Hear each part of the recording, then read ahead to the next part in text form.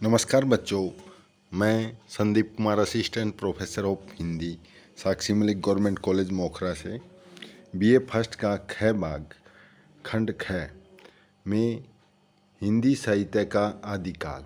तो इसमें पहला प्रश्न है, हिंदी साहित्य के इतिहास लेखन की परंपरा की चर्चा कीजिए। जो हिंदी साहित्य का इतिहास है, हमारे हिंदी साहित्य का इतिहास की लेखन परंपरा आधुनिक काल में आरंभ हुई थी और इसके 19वीं शताब्दी में हुआ था। इससे पूर्व हिंदी के विभिन्न कवियों लेखकों ने कुछ पुस्तकों की अवश्य लिखी हैं, परंतु विभिन्न कवियों के व्यक्तित्व कृतित्व का आंशिक रूप से वर्णन प्राप्त होता है। उदाहरण के रूप में जैसे 84 वैष्णव की वार्ता है और 252 वैष्णव की वार्ता भक्तमाल है और कविमाला है। इनमें कवियों के बारे में जो वर्णन प्राप्त होता है, इसमें किसी धर्म या संप्रदाय विशेष की भावना से कवियों ने निर्देश प्राप्त होता है।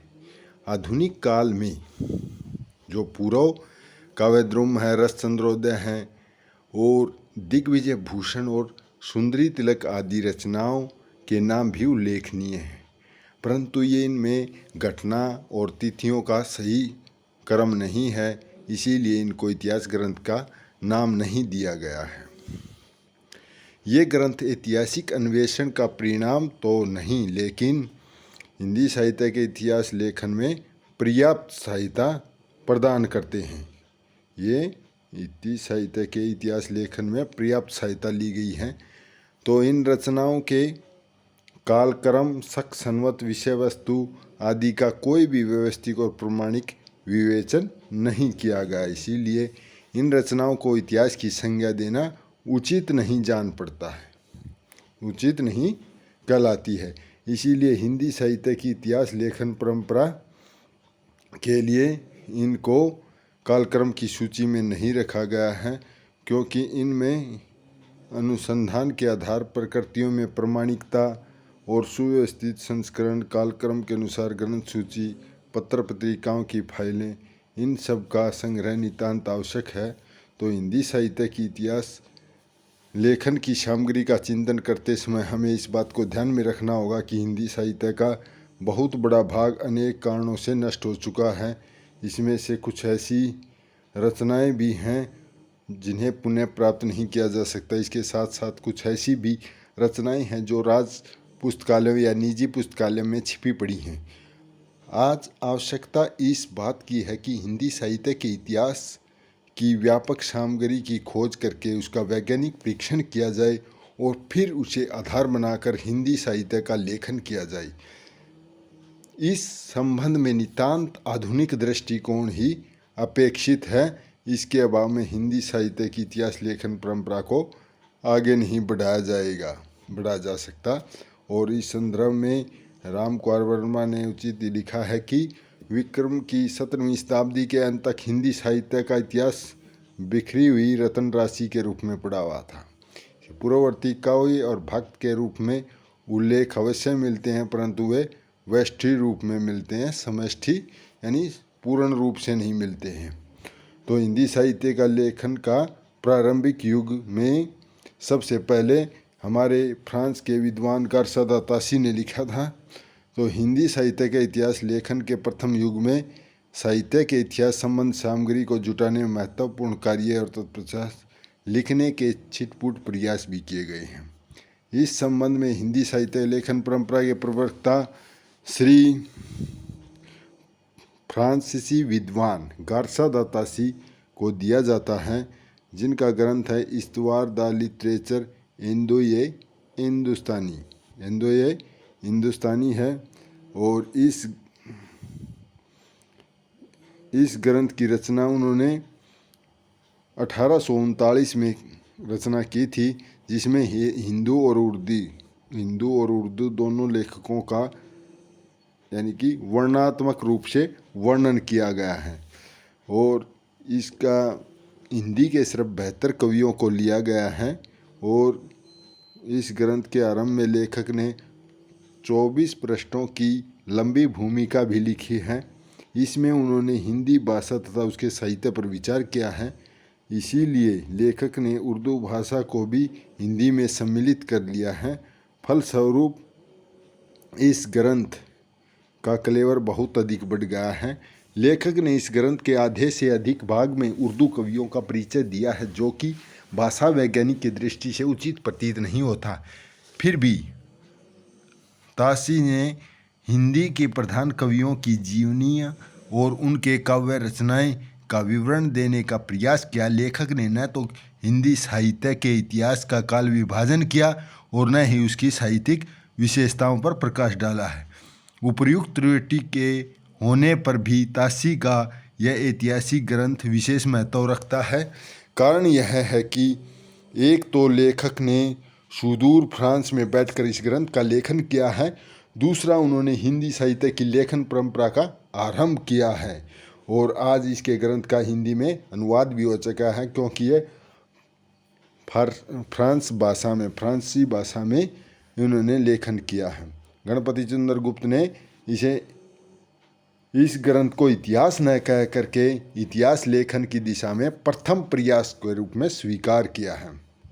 अब आ जाता है दूसरा ग्रंथ है शिव सिंह सिंगर द्वारा शिव सिंह सरोज, जिसका इसमें 838 कवि हैं और ऐतिहासिक ग्रंथ होने के कारण यहाँ 1000 भाषा कवि लिखा गया, परंतु 838 लिखे गए हैं या 883 के आसपास। तो इनके जन्म और रचना काल की ओर भी संकेत किया है। तासी के ग्रंथ में हिंदी कवियों की संख्या 70 के लगभग थी और वहाँ शिव सिंह सरोज ने इनकी संख्या 1000 तक पहुँचाई। तो गणपति चंद्र गुप्त ने हिंदी साहित्य में अधिक महत्व नहीं दिया है, परंतु इस रचना में यह रचना हिंदी साहित्य के इतिहास में रचना की सामग्री व्यापक रूप से प्राप्त हो जाती है।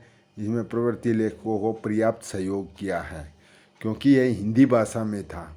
अगला ग्रंथ जॉर्ज गिरियर्सन द्वारा रचित the modern vernacular literature of Hindustan 1888 में प्रकाशित हुआ था और इसमें काल विभाजन और नामकरण का समुचित प्रयोग किया है। इसीलिए इस गणपति चंद्र गुप्त ने इसको सच्चे अर्थों में हिंदी साहित्य का पहला इतिहास ग्रंथ कहा गया है।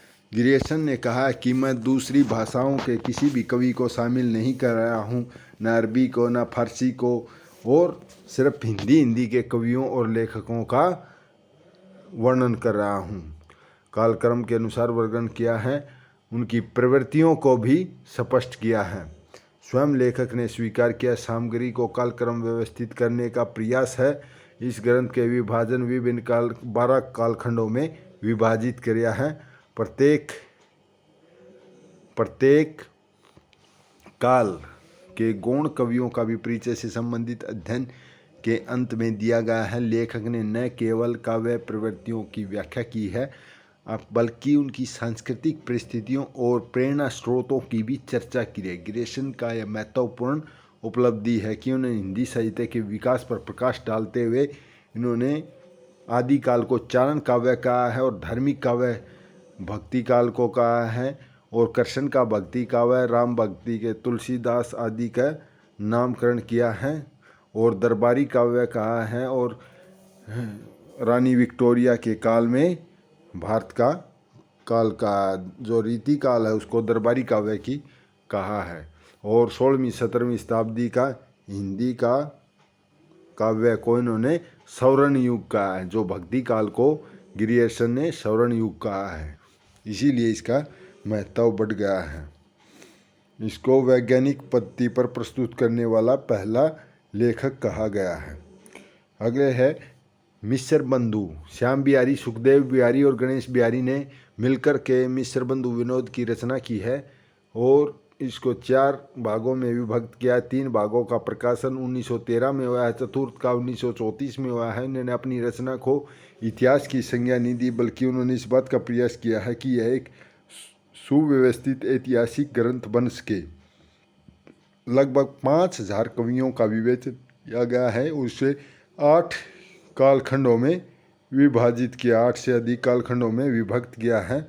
आचार्य रामचंद्र शुक्ल ने इस ग्रंथ को महत्वपूर्ण स्वीकार करते बहुत से कवियों की जानकारी प्राप्त की है। और अगला ग्रंथ है हिंदी साहित्य के इतिहास लेखन की परंपरा का विकास युग। ये रामचंद्र शुक्ल का सर्वोपरि नाम है। उन्होंने 1929 में हिंदी साहित्य का इतिहास लिखा, जो नागरिक प्रचारणी सभा काशी द्वारा शब्द सागर की भूमिका में रूप से प्रकाशित किया था। बाद में इसमें परिवर्तित करके पुरस्कार के रूप में प्रदान किया गया। तो शुक्ल युगीन परिस्थितियों और प्रवृत्तियों का आधार पर इतिहास की व्याख्या करना पसंद करते थे। निश्चय ही शुक्ल जी युगीन परिस्थितियों पर ध्यान केंद्रित करते हुए उन्होंने 4 कालखंडों में इसका विभाजन किया है। विक्रम संवत 1050 से शुरू करते हुए इन्होंने 1375 तक बांटा है। जो आदिकाल है उसको वीरगाथा काल कहा है। आदिकाल को वीरगाथा काल कहा है, दीर्घ दिया हुआ है। तो ये वीरगाथा काल है, दूसरा भक्ति काल है, तीसरा रीति काल, चौथा गद्य काल की संज्ञा से अभिहित किया है। जो उन्होंने भक्ति काल को 4 भाग अंतरधाराओं में बांटा है, निर्गुण ज्ञान श्री शाखा और निर्गुण प्रेम मार्गी शाखा, और सगुण भक्ति में राम भक्ति और कृष्ण भक्ति शाखा आती है। इस प्रकार उन्होंने 4 भागों में बांटा है। तो डॉक्टर सुमन राजे ने शुक्ल जी के बारे में कहा, शुक्ल जी का वर्गीकरण कालजयी भी सिद्ध हुआ है। सर्वप्रथम उन्होंने किसी निश्चित आधार पर विभाजन किया है और विभाजन के कारण ही प्रस्तुत किया है। और इस युग के अन्य विद्वानों ने भी हिंदी साहित्य के इतिहास लेखन का कार्य किया, जिसमें श्याम सुंदर दास ने लिखा है हिंदी भाषा और साहित्य का विकास साहित्य, रामशंकर शुक्ल रसाल द्वारा हिंदी साहित्य का इतिहास, और सूर्यकांत शास्त्री द्वारा हिंदी साहित्य का विवेचनात्मक इतिहास, और अध्याय सिंह उपाध्याय हिंदी भाषा और उनके साहित्य का विकास लेखकों के नाम गिनाए जा सकते हैं। शुक्ल के अतिरिक्त अन्य लेखकों ने इतिहास को नवीन उपलब्धि प्रदान नहीं की, बल्कि उन्होंने नई सामग्री का भी प्रयोग किया है। वर्तमान युग में हिंदी साहित्य के इतिहास लेखन परंपरा में हिंदी साहित्य के जो वर्तमान युग में हजारी प्रसाद द्विवेदी का नाम गिनवाया जाता है। उन्होंने हिंदी साहित्य की भूमिका लिखी है। इस ग्रंथ विभिन्न संतत लेखकों का संग्रह है। हिंदी साहित्य की लेखन परंपरा की दृष्टि से सर्वदा नवीन व्याख्या और इतिहास को प्रस्तुत किया है। शुक्ल के बाद द्विवेदी जी का मुख्य नाम लिया जाता है। इतिहास लेखन में माने जाते हैं। शुक्ल जी ने प्रत्येक युग की साहित्यिक प्रवृत्तियों और परिस्थितियों में महत्व दिया था। द्विवेदी जी ने देश की प्राचीन परंपरा और यहाँ तक कि सांस्कृतिक लोक परंपरा के संदर्भ में मूल्यांकन किया है, जो द्विवेदी जी के विचार में काफ़ी मौलिक है। भक्ति आंदोलन के बारे में उन्होंने घोषणा की थी। भक्ति आंदोलन केवल तत्युगीन पराजित हिंदू जाति का परिणाम है, न कि वह इस्लाम की प्रक्रिया है। इसका प्रमुख कारण वे 7वीं 8वीं जब भारत भूमि पर इस्लाम धर्म की छाया भी नहीं पड़ी थी, तब दक्षिण के वैष्णव भक्तों में भक्ति अपने पूर्ण विकास में विद्यमान थी। इस सतल पर द्विवेदी जी लिखते हैं, मैं इस्लाम के महत्व को भूल नहीं रहा हूँ, लेकिन जोर देकर कहना चाहता हूँ, अगर इस्लाम न आया होता तो इस साहित्य का बहाराना वैसे ही होता जैसे आज है। तो द्विवेदी युग ने हजारी प्रसाद ने और भी ग्रंथ लिखे हैं, हिंदी साहित्य का उद्भव विकास और हिंदी साहित्य का आदिकाल। और इसके बाद राम कुमार वर्मा ने हिंदी साहित्य का आलोचनात्मक इतिहास लिखा है, जिसका प्रकाशन वर्ष 1938 में है, जो विक्रम संवत 750 से लेकर 1750 तक कालावधि है। इन्होंने नामकरण संधि काल, चारण काल, भक्ति काल और प्रेम काव्य, राम काव्य, कृष्ण काव्य, जो शुक्ल जी की वीरगाथा को संधि काल और चारण काल कहा है। आगे लिखा है हिंदी साहित्य के लेखन में गणपति चंद्रगुप्त का योगदान। उन्होंने हिंदी साहित्य का वैज्ञानिक इतिहास लिखा है। और धीरेन्द्र द्वारा संपादित हिंदी साहित्य अनेक दृष्टियों से हिंदी साहित्य का ग्रंथ है। इसको 3 भागों में बांटा, आदिकाल, मध्यकाल और आधुनिक काल में। रासो काव्य परंपरा को नवीन रूप में लिख करके रचना को समृद्ध बनाने का प्रयास किया है। और आगे नागरी प्रचारणी काशी जो सभा है उसने हिंदी साहित्य का इतिहास 18 वृत्त हिंदी साहित्य का इतिहास लिखा जो 18 भागों में प्रकाशित किया गया है। और इससे आगे चल करके हिंदी साहित्य की लेखन परंपरा आगे बढ़ी है। गणपति चंद्र का जो 1965 में प्रकाशित हुआ था हिंदी साहित्य का वैज्ञानिक इतिहास। हिंदी साहित्य के लेखन के आधुनिकतम प्रयास कुछ विद्वानों ने किया है जो शोध ग्रंथ व समीक्षा ग्रंथ में भी प्राप्त होते हैं। हिंदी साहित्य के इतिहास के नूतन ग्रंथों की व्याख्या प्रस्तुत करते हैं। डॉक्टर भागीरथ मिश्र ने हिंदी साहित्य का इतिहास और नगेंद्र ने रीति काव्य की भूमिका, विजेंद्र स्नातक ने राधा वल्लभ संप्रदाय सिद्धांत और साहित्य, विश्वनाथ प्रसाद मिश्र ने हिंदी साहित्य का अतीत और चंद्रकांत बली ने पंजाब प्रांतीय हिंदी साहित्य का इतिहास लिखा है। और टिक्कम सिंह तोमर ने हिंदी का वीर काव्य लिखा है। मोती लाल मनेरिया ने राजस्थान का पिंगल साहित्य। ऐसे ग्रंथ हैं जो हिंदी साहित्य के इतिहास के समुचित प्रकाश डालते हैं। तो इस संदर्भ में भगवती प्रसाद ने राम भक्ति का रसिक संप्रदाय और सियाराम तिवारी ने मध्यकालीन काव्य, इंद्रपाल ने रीतिकाल का प्रबंध काव्य आदि भी ग्रंथ लिखे हैं। परंतु 1986 में आधुनिक हिंदी साहित्य का इतिहास डॉक्टर बच्चन ने लिखा है। आधुनिक हिंदी साहित्य का डॉक्टर बच्चन ने। और दूसरा ग्रंथ है हिंदी साहित्य और संवेदना का विकास, ये है राम स्वरूप चतुर्वेदी जी ने लिखा है। इस प्रकार ये दोनों ग्रंथ अनेक वर्षों तक चिंतन, मनन और अध्ययन व्यापन का परिणाम है। इस प्रकार हिंदी साहित्य की लेखन परंपरा लगभग 125 वर्षों तक चली है। छोटी सी अवधि में हिंदी साहित्य का इतिहास लेखन की परंपरा पर्याप्त विकास हुआ है। अब अगला प्रश्न है, हिंदी साहित्य के इतिहास का काल विभाजन नामकरण का समुचित प्रकाश डालें। ये प्रश्न भी कई बार आ चुका है। जिस प्रकार किसी भी साहित्य, जैसे हिंदी साहित्य की धारा का श्री गणेश कब और कैसे हुआ, और यह जानने के लिए उत्सुकता को लेकर हम चिंतन करें। हमें लगभग आज से 12 वर्षों के इतिहास को जानना होगा। और 12 वर्षों की इस साहित्य साधना का वर्गीकरण अध्ययन के लिए लाभकारी रामचंद्र शुक्ल से लेकर हजारी प्रसाद द्विवेदी के तक के विद्वानों ने हिंदी साहित्य के इतिहास के विभाजन और वर्गीकरण नामकरण पर चिंतन किया है। इस वर्गीकरण का आधार तत्कालिक हिंदी साहित्य की प्रवृत्तियां हैं, विषय और प्रमुख कवि और उनकी रचनाएं आती हैं। संसार के अन्य देशों में साहित्यों की भांति हिंदी का आरंभ भी मुख्यतः कविता के रूप में उपलब्ध होता है। कुछ विद्वानों ने पुष्य कवि को हिंदी का प्रथम कवि कहा है, तो कुछ कवियों ने सरहपाद को हिंदी का पहला कवि माना है, और कुछों ने चंद्रबरदाई को हिंदी का पहला कवि माना है। तो हिंदी का वर्तमान रूप में प्रकृत और अपभ्रंश के बहुत पीछे की रचनाएं विकसित होती हुई दिखाई देती हैं। अतः सरहपाद की कृति हिंदी की पूर्ववर्ती रचनाएं हैं। तो हिंदी साहित्य की इतिहास लेखन परंपरा में देखते हैं तो 1839 फ्रेंच विद्वान ने गार्सा तासी ने इस्तवार द लिटरेचर इन द हिंदुस्तानी लिखा है। तत्पश्चात 1877 या 1883 में शिव सिंह सरोज का ग्रंथ है जो शिव सिंह सरोज, और 1888 में ग्रियर्सन ने modern vernacular literature of Hindustan लिखा, जिसमें काल विभाजन और प्रवृत्तियों का निर्देश दिया है। महेश दत्त और ग्रिप्स केई ने भी इतिहास ग्रंथ लिखे हैं जो ग्रियर्सन से मिलते जुलते हैं।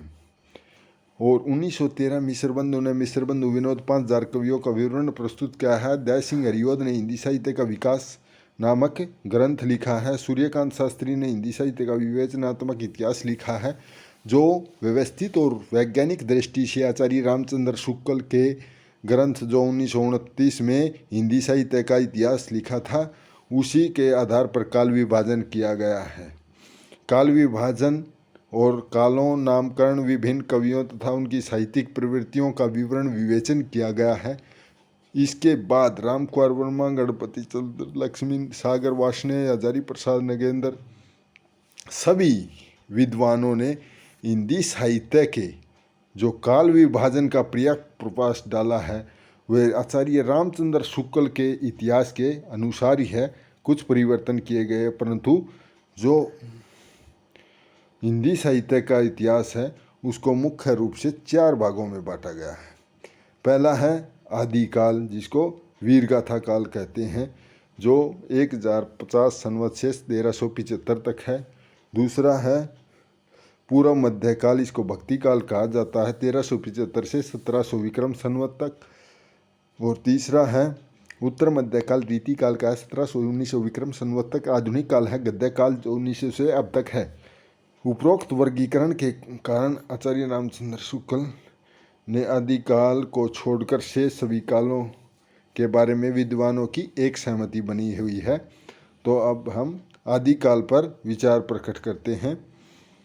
आदिकाल, आचार्य शुक्ल ने हिंदी साहित्य का आदिकाल महाराजा भोज से लेकर हमीर देव के समय के पीछे तक माना जाता है। संवत 1050 से लेकर के 1050 विक्रम संवत से लेकर 1375 तक का काल निर्धारण किया गया है। इस काल को वीर गाथा काल की संज्ञा दी गई है। शुक्ल जी ने जिन रचनाओं की प्रवृत्तियों के आधार पर यह नामकरण किया गया है, ये रचनाएं अप्रमाणिक हैं, परंतु कुछ बहुत बाद की नोटिस मात्र है। पुण्य वे सिद्धनाथ और जैन काव्य धाराओं को धार्मिक कहकर के साहित्य में स्थान नहीं देते हैं, जो कि अनुचित है। राम कुमार वर्मा ने भी आदिकाल का आरंभ 750 से संवत आरंभ करता है और 1375 तक माना है। नाम दिया है उन्होंने संधि और चारण काल, संधि और चारण काल दिया है। वर्मा ने ये कहा कि 2 भाषा और 2 धर्मों को संधि काल की बात कही है और यह कुछ सीमा तक ठीक है, परंतु चारण काल नाम उन्होंने अप्रमाणिक कृतियों के आधार पर बनाया है। और राहुल संस्करण ने सिद्ध सामंत काल कहा है। नामकरण के अनुसार उनका कहना है कि इस काल में समाज पर सिद्धों का तथा राजनीति पर सामंतों का अधिकार था, इसीलिए सिद्ध शब्द नाथों और जैनों को भी समाय नहीं पाता है और सामंत शब्द वीर गाथात्मक साहित्य नहीं समेटता है। इसी प्रकार महावीर प्रसाद द्विवेदी ने बीज वपन काल कहा, इसका नाम बीज वपन, जो कि सर्वथा असंगत है। इस काल को साहित्य की अविकसित कहना उचित नहीं है, क्योंकि उन्होंने पूर्वकालीन सभी काव्यों में रूढ़ि और प्रवृत्ति देखी जा सकती है। विश्वनाथ प्रसाद द्वारा इसका नाम वीर काल कहा है, शुक्ल के नामकरण से मेल खाता है। उपरोक्त विवेचन के आधार पर इसे आदिकाल कहना ठीक है, क्योंकि हजारी प्रसाद द्विवेदी ने इसको आदिकाल कहा। किसी भी इतिहास की बात साक्षी है कि काल राजनीतिक अशांति का काल था, फलस्वरूप वीर गाथात्मक ग्रंथ लिखे गए। साथ ही सिद्ध नाथ और जैन लौकिक काव्य धाराओं का भी महत्व भी अक्षुण्ण था। इस काल को आदिकाल नाम देना तर्कसंगत है। दूसरा है पूर्व मध्यकाल या भक्ति काल। भक्ति काल का आरंभ 1375 विक्रम संवत से 1700 विक्रम संवत तक है। इस प्रवृत्ति के आधार पर पूर्व काल में शुक्ल जी ने भक्ति काल कहा था। इतिहासकार पूर्णतः एक मत हैं। इस काल में प्रमुखतः भक्ति भावना से ओतप्रोत था और जो जॉर्ज ग्रियर्सन था उन्होंने इसको सवर्ण काल कहा है, भक्ति काल को सवर्ण काल कहा है। तो इसको 4 भागों शाखाओं में विभक्त किया गया है। पहली है ज्ञान मार्गी शाखा, दूसरी है प्रेम मार्गी शाखा। ये दोनों शाखाएं निर्गुण साहित्य में आती हैं। और अगली है राम भक्ति शाखा और कृष्ण भक्ति शाखा, जो सगुण भक्ति शाखा में आती हैं। इस प्रकार इस युग के भक्तों की कविताओं को 2 भागों में बट जाती हैं। संतों और सूफियों की कविता, राम और कृष्ण के उपासकों की कविता। संत और सूफी निराकार के उपासक थे, राम और कृष्ण भक्त कवि साकार भगवान की आराधना करने वाले थे। कुछ लोगों ने तो इसे धार्मिक काल भी कहा है, जो उचित नहीं जान पड़ता। संतों ने कबीर और नानक, रैदास आदि कवि आते हैं। सूफियों ने जायसी के अतिरिक्त कुतुबन, मंजन, उस्मान आदि के नाम गिनवाए जा सकते हैं। राम काव्य में प्रमुख कवि गोस्वामी तुलसीदास और कृष्ण में सूरदास और नंददास, परमानंदास, कुंभनदास, कृष्णदास, मीराबाई, रसखान के नाम को रखा गया है। अब आगे आता है उत्तर मध्य काल, जिसको रीति काल कहा गया। 1700 लेकर 1900 विक्रम संवत तक माना जाता है। शुक्ल ने इसे रीति ग्रंथों की अधिकता के कारण रीति काल कहा है। रीति का अर्थ है काव्यांग निरूपण, काव्य के अंगों का निरूपण। जो विश्वनाथ प्रसाद मिश्र है वो उससे सहमत न होकर के उन्होंने इसे श्रृंगार काल नाम दिया है। और कवियों ने इसे 3 श्रेणियों में बांटा है, रीतिबद्ध, रीति मुक्त और रीति सिद्ध। रीतिबद्ध कवियों ने केशव, देव, चिंतामणि, मतीराम आदि प्रमुख कवि हैं। और रीति मुक्त कवियों में घनानंद, बोधा, ठाकुर आलम आते हैं। और रीति सिद्ध कवियों में बिहारी आता है। रीतिबद्ध और रीति मुक्त दोनों प्रवृत्तियों को समन्वित करने का प्रयत्न किया। मिश्र जी ने इस काल का नाम श्रृंगार काल इस युग की प्रमुख प्रवृत्ति के आधार पर रखा गया है। इस युग के साहित्य में अलंकारों की अधिकता के कारण इसे अलंकृत काल कहा गया है। इसे अलंकृत नाम दिया गया है। अलंकृत नाम के इस युग की प्रवृत्ति का पूरा प्रतिनिधि नहीं करता है। रीति के आधार पर बांधे गए इस काल की साहित्य में सब जगह कला पक्ष भी दिखाई पड़ता है। हृदय पक्ष या अनुभूति पक्ष दबा सा गया है। रमाशंकर शुक्ल रसाल ने रीतिबद्ध कवियों की कला प्रियता के ध्यान में रखते इसे कला काल नाम दिया है। कला काल। इस प्रकार शुक्ल ने कहा है, वास्तव में श्रृंगार और वीर इन्हीं 2 रसों की कविता इस काल में हुई है। प्रधानता श्रृंगार रस की ही रही है। और इस काल को रस की विचार से कोई श्रृंगार काल कहे तो कह सकता है। और आगे है आधुनिक काल, जो गद्य काल भी कहा जाता है। 1900 से आज तक गद्य की प्रधानता होने के कारण शुक्ल जी ने इसे आधुनिक काल का नाम दिया है। शुक्ल जी ने आधुनिक काल में गद्य का आविर्भाव एक प्रधान घटना है। हजारी प्रसाद द्विवेदी ने इसे आधुनिक काल के साहित्य में विभिन्न प्रवृत्तियां दिखाई देती हैं और इन प्रवृत्तियों को ध्यान में रखते हुए इस काल को 5 भागों में बांटा जा सकता है। भारतेंदु युग, द्विवेदी युग, छायावादी युग, प्रगतिवादी और प्रयोगवादी युग। इस काल की कविताओं भी काफ़ी मात्रा में लिखी गई हैं और इस गद्य साहित्य में विभिन्न अंगों का जैसे विकास इस युग में हुआ है वैसे तो कविता का नहीं हो पाया है। इस काल का नामकरण गद्य काल उचित ही है, परंतु प्रवृत्तियों और रुचियों की दृष्टि से इस काल की प्रगति इतनी विशाल और बहुमुखी है कि उसे किसी वाद विशेष प्रवृत्ति से नहीं बांधना उचित नहीं है। परंतु काव्य और गद्य साहित्य की सर्जन की प्रवृत्ति के साथ साथ विकसित हुई है। आधुनिक काल कहना ही अधिक तर्कसंगत और उचित प्रतीत होता है। अतः हिंदी साहित्य के इतिहास के काल विभाजन के संबंध में आदिकाल को छोड़कर सभी विद्वान शुक्ल जी के वर्गीकरण से सहमत हैं।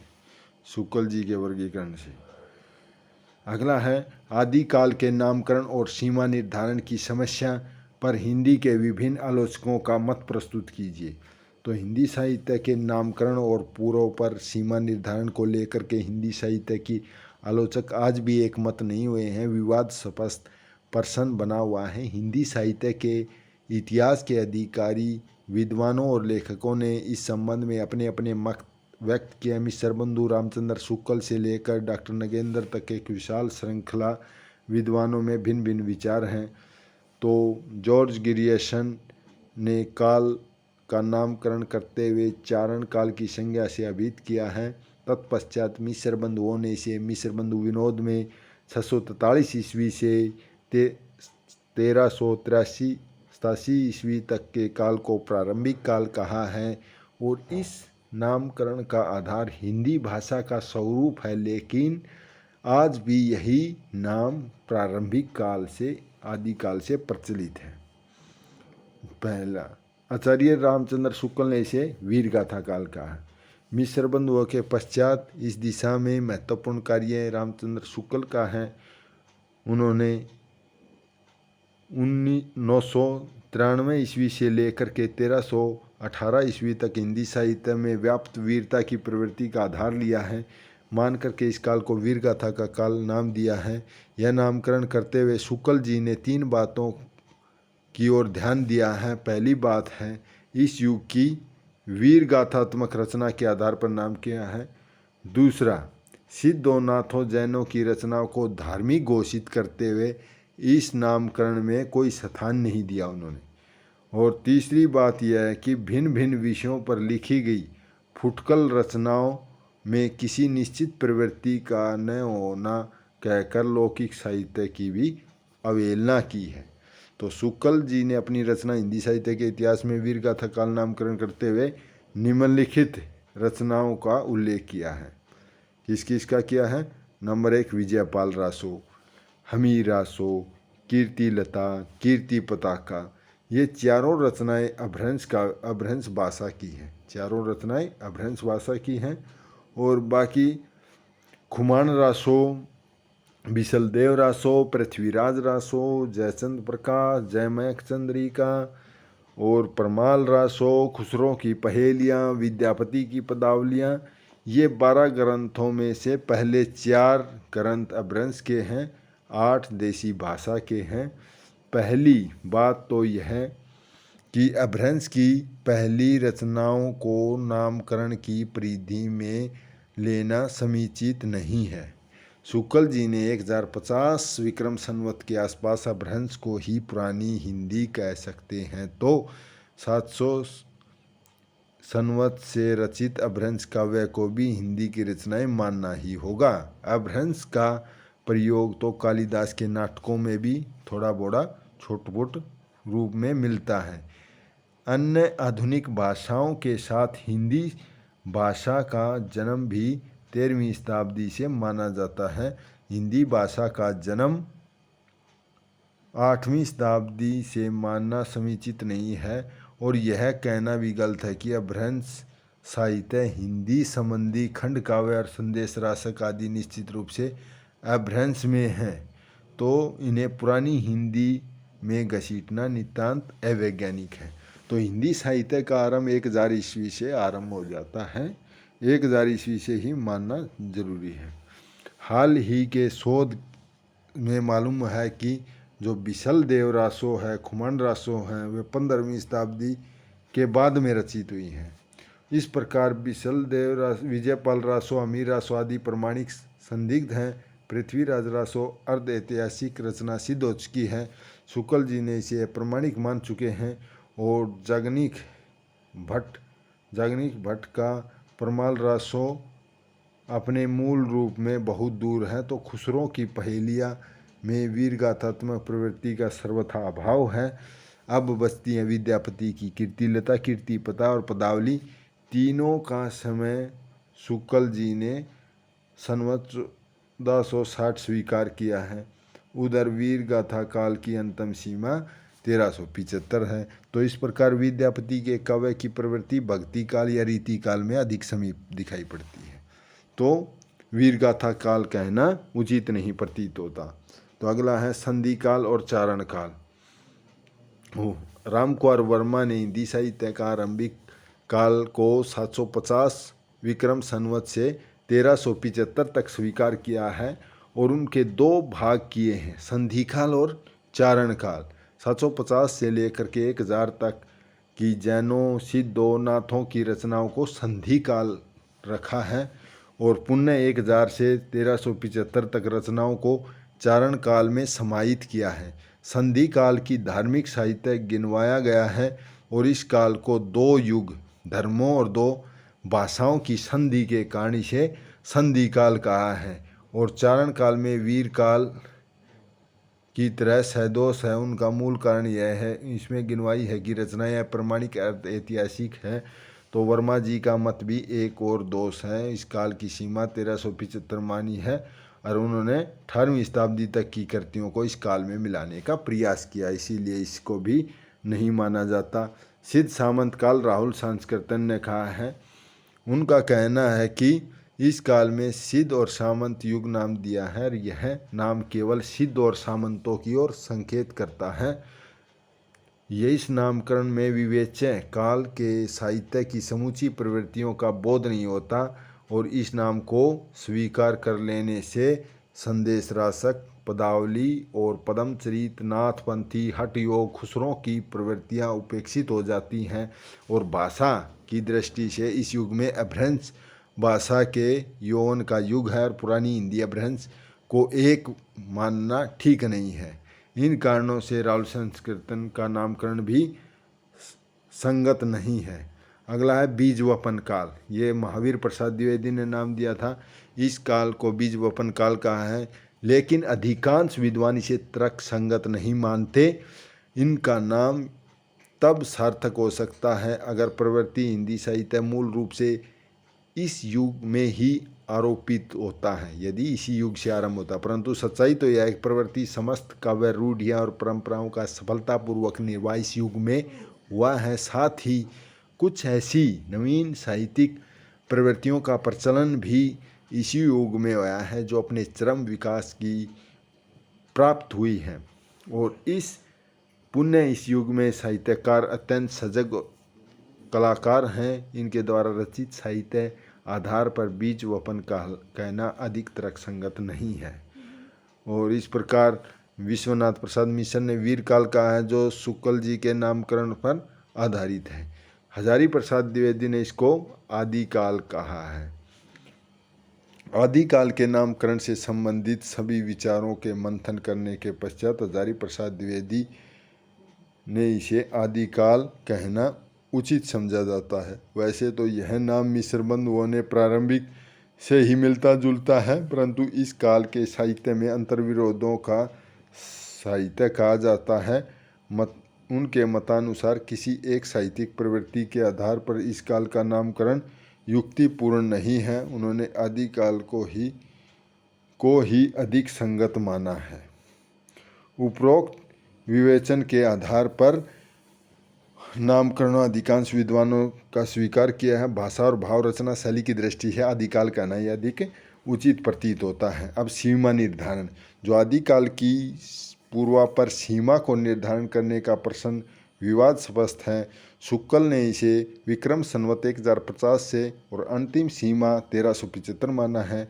शुक्ल जी की इस मान्यता का आधार प्राकृताभास और अपभ्रंश और देसी हिंदी को हिंदी मान लेना है।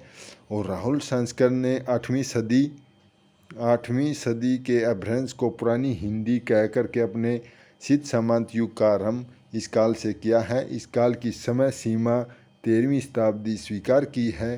राहुल संस्कृत की यह सीमा निर्धारण सदोष है, क्योंकि 8वीं सदी से पूर्व तो अपभ्रंश का काव्य रचा गया था और 16वीं शताब्दी तक यह प्रक्रिया चलती रही है। और हजारी प्रसाद द्विवेदी ने उत्तर अपभ्रंश में हिंदी के अविकास प्रारंभिक रूप झलक देखते हैं तो 8वीं शताब्दी से ही बोलचाल की भाषा अपभ्रंश से पृथक होकर के उसके समानांतर साहित्य रचना का एक माध्यम बन गई है। और इस भाषा को कुछ विद्वानों ने उत्तर अपभ्रंश या पुरानी हिंदी कहकर के अवट कहा है, जो वास्तव में यह वह हिंदी ही है और आदिकाल की पूर्व सीमा 8वीं शताब्दी से मानी जा सकती है। गिरियसन ने आदिकाल की अंतिम सीमा 14वीं ईस्वी मानी है और मिश्र बंधुओं ने 1389 मानी है। रामचंद्र शुक्ल ने 1318 ईस्वी अंतिम सीमा मानी है। रामकुमार और अन्य कुछ विद्वानों ने समय निर्धारण करने के लिए संबंध में शुक्ल जी से सहमत है। शुक्ल जी ने मैथिल कोकिल विद्यापति 1375 से 1418 तक को आदिकाल में मिलाया है। विद्यापति की काव्य प्रवृत्तियाँ भक्ति काल में मिलती हैं। उपरोक्त बावजूद हिंदी साहित्य के आदिकाल में पूर्व पर सीमा 8वीं सदी से लेकर 14वीं सदी तक मानी जा सकती हैं। मैं आशा करता हूँ आपको समझ में आया होगा। धन्यवाद।